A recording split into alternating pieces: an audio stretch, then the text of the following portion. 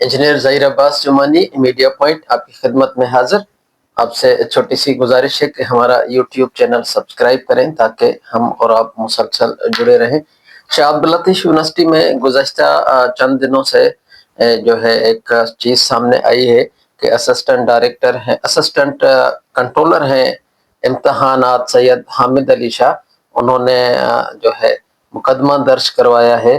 तकरीबन कोई 130 अफराद पर मुकदमा है, जाली डिग्रियों का मामला है।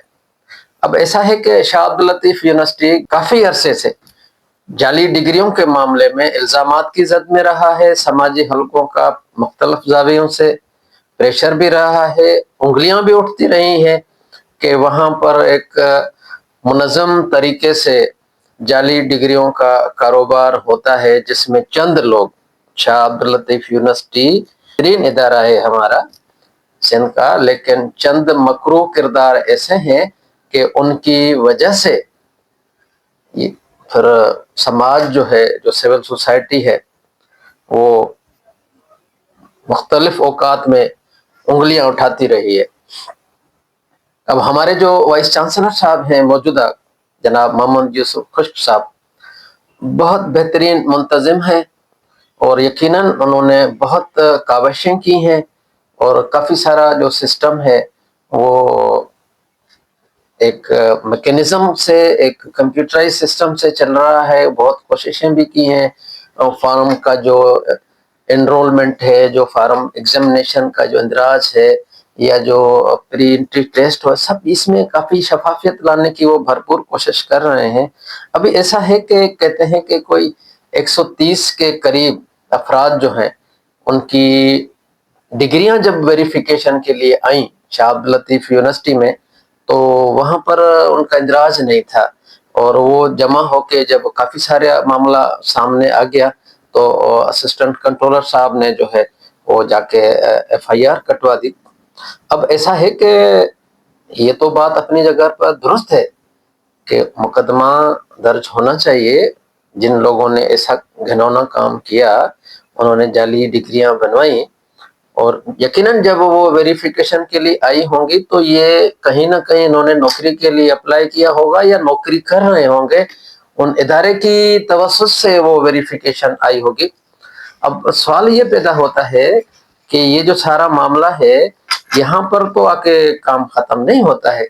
वो जो डिग्रियां हैं वो ग्रेजुएशन है, पोस्ट ग्रेजुएशन है। ऐसा भी होता है कि एक आदमी की 2 डिग्रियां हों, तो ये डिग्रियां तो, बंदे तो 130 हैं, लेकिन डिग्रियां जो है हो सकता है वो 130 से ज्यादा हो, 150-200 के करीब हो।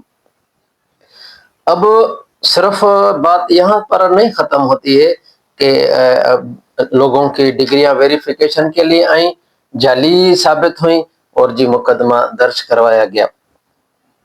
डिग्रियां प्रिंट कहाँ हुई, वहां भी जो है तफ्तीश होनी चाहिए।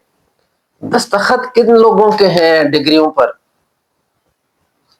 उनकी जो राइटिंग है, वो एग्जामिनर जो है कराची में, राइटिंग के एग्जामिनर जो हैं, वो उनसे वेरीफाई करा जाए कि ये हमारे पास ये मुलाजमीन है। एग्जामिनेशन डिपार्टमेंट के जितने भी मुलाजमीन हैं, उन रिटन जो है वो सिग्नेचर्स जो हैं वो वेरीफाई होने चाहिए कि ये साबित हो कि आया कोई एग्जामिनेशन का कोई बंदा, चाहे वो क्लर्क से लेकर असिस्टेंट डायरेक्टर तक हो, चपरासी भी हो सकता है, ये एक माफियाज काम करते हैं ना, कोई अकेले बंदे का तो काम है नहीं। अच्छा, उसके अलावा फिर वो जो बात आती है कि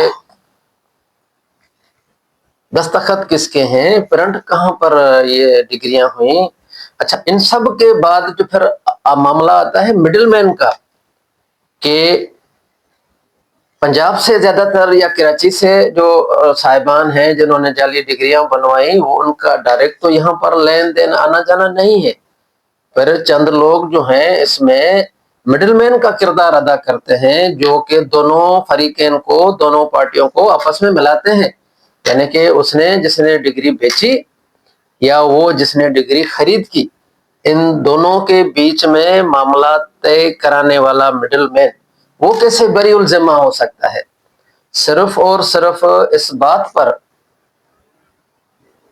آ کے کانٹا فٹ کر جانا کہ جی 130 بندوں کے اوپر ایف آئی آر ہو گئی، نہیں، ایسا نہیں ہوگا، بلکہ اب جو مقدمہ درج ہوا ہے وہ جو تفتیشی افسر ہے اس نے اس سارے محرکات کو دیکھنا ہے، ڈگریاں کہاں پرنٹ ہوئیں، مڈل مین کن لوگوں نے کردار ادا کیا، یا کوئی ادارے کا چھوٹا بڑا ملازم جو ہے وہ اپنا اس میں ملوث تو نہیں ہے۔ یہ یقیناً جو ڈگریاں ہیں یہ بغیر کسی افسر مجاز کے سگنیچر کے بغیر تو نہیں نکل سکتی، جب ڈگریاں بھی جعلی ہوئی ہیں تو دستخط بھی جعلی بھی ہوئیں گے، اس میں کوئی شک نہیں ہے، لیکن پھر بھی اگر کوئی یہ کہے کہ جی ہم نے بس مقدمہ درج کروایا اور اپنا دامن بچا لیا، ایسا تو ہے ہی نہیں، قتل کرو ہو کہ کرامات کرو ہو۔